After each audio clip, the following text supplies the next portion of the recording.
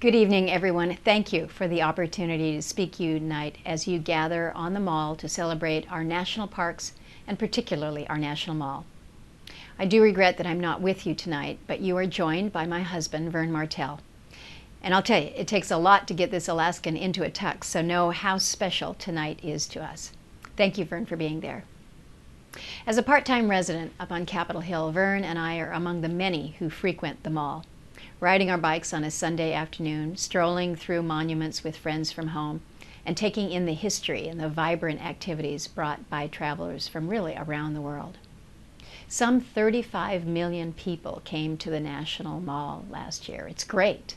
Lots of love there. But that love can lead to a lot of wear and tear. And even with incredibly generous donors like David Rubenstein and so many of you gathered tonight, the mall still faces a maintenance backlog of over $800 million. The Trust for the National Mall has worked hard to address this backlog through public-private partnerships and envisioning a future for the mall that is exciting and enduring. So thank you, David, and to all of the generous donors who come together to support our public treasures. We were recently reminded how love for our public lands can bring people together, can bring lawmakers together.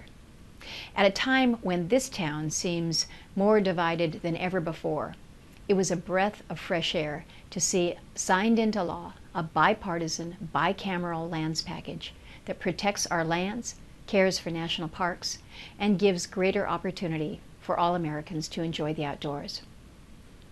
This legislation brought together Republicans and Democrats, those from urban and rural areas, the East Coast and the West Coast, voted out of the Senate 92-8, and then, without a comma changed, passed the House by 366 votes.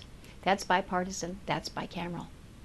We named our legislation the John D. Dingell Jr. Conservation Management and Recreation Act, after my fellow honoree, and we're pleased to be able to do so. And Debbie, I'm pleased that you are there this evening. But I think John would approve of our approach to just good old-fashioned legislating. Our lands package was the result of years of bipartisan process in committee, followed by months of negotiation among committee leaders and across the chambers. And it wasn't easy. We hit some bumps along the way, but we stayed with it and we saw it through. And that's the outlook that we need for our remaining challenges, including how we deal with the deferred maintenance backlog at the National Park Service. So know that we'll continue to work on this together with congressional colleagues, the administration, and with so many of you. With our combined good work, we can ensure that our parks and our beautiful mall will continue to inspire.